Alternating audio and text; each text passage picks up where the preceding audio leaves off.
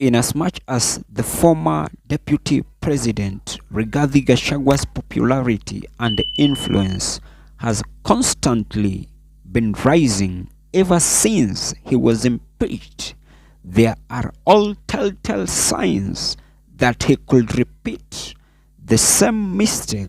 he did back in 2022 by getting into a coalition agreement with President William Samoei Ruto without any paper signing. The only reason why President William Samoei Ruto had to baptize the former deputy president as the former deputy in quotes is because of his reckless behavior of making political commitments without any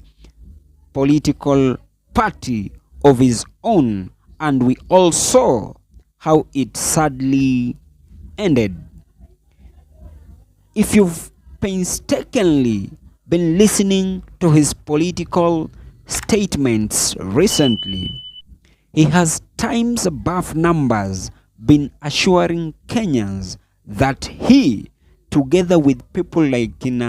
Stephen Kalonzo Musyoka, Eugene Wamalwa, and people like George Natembea, if I am just to mention but a few, long decided to work together so that they may kick Ruto out of power come 2027.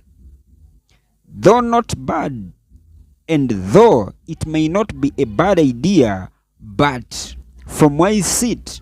I honestly see a string of possibilities that it's going to be disastrous to him.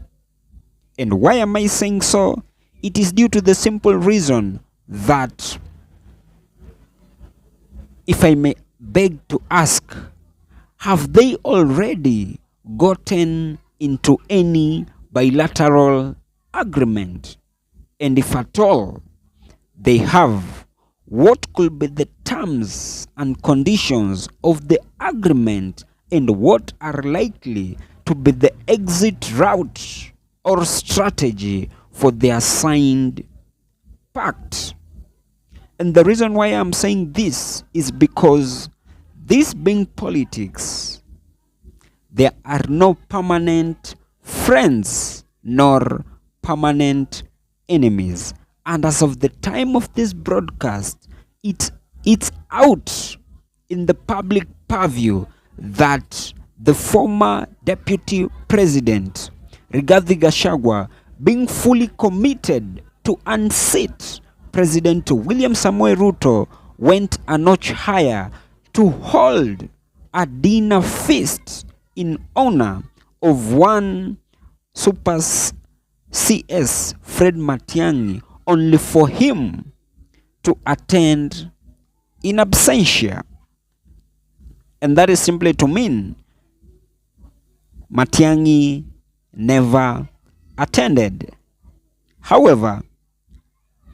this should be an eye-opener for the former deputy president on the people he chooses to work with, because some may just be planted by President William Samoei Ruto in his Wamunyoro camp for purposes of siphoning information from his camp to that of President William Samoei Ruto. So he must be very, very, very careful with who he trusts. For the former deputy Rigathi Gachagua to unseat President William Samoei Ruto come 2027, then he should be very strategic, and he shouldn't be blindfolded with the people to whom are currently showing all the interest in working with him. And the reason I'm saying this is because, this being politics, Real political realignments and formations are usually happen right on the 11th hour, and that is given credence by people like Honorable Musalia Mudavadi towards the 2022 general election, because Kenyans across the political divide were left in a political quagmire on the 11th hour when we did see Honorable Musalia Mudavadi leaving or bolting out from Azimio camp that was being led by the Right Honorable Raila Amolo Odinga, just for him to bolt into the Kenya Kwanza camp that was being led by President William Samoei Ruto. That not being enough, it was also in the 11th hour when we did see people like Amason Jeffa Kingi bolting out of the same Azimio camp on the 11th hour just to support President William Samoei Ruto's camp. And with the two examples at hand, long story short, is that the former deputy president shouldn't be highly motivated by his hate against President William Samoei Ruto, but he should let and make logic and very logical decisions over his bitter emotions on the president. He shouldn't go ahead and focus. He should just go ahead and focus on tightening his grip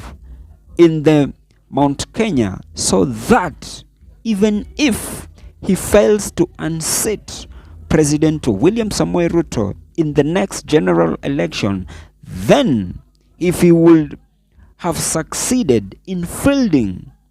close to 70 to 80 members of parliament from the entire Mount Kenya region, or in the entire Mount Kenya constituencies, it shall be as hard as finding a plastic sufuria for President William Samoei Ruto to effectively run his government without calling him on board. And the reason as to why I am of this ideology is because if at all Rigathi shall be able to field close to 80 members of parliament, that is to mean that he will be controlling close to half of the entire parliament when that time comes. And this is simply to mean that if the former deputy president would want to win against President William Samoei Ruto, he should counter President William Samoei Ruto's political strategies so that he can be ahead of the game. Anything contrary to that, I kid you not, if President William Samoei Ruto secures a re-election and all Rigathi's strategies fail to materialize, I kid you not, I see a string of possibilities that President William Samoei Ruto is likely to pin and punish his former deputy so that he can completely finish him politically, exactly the same way he's been punishing the Moi family. But from where I sit,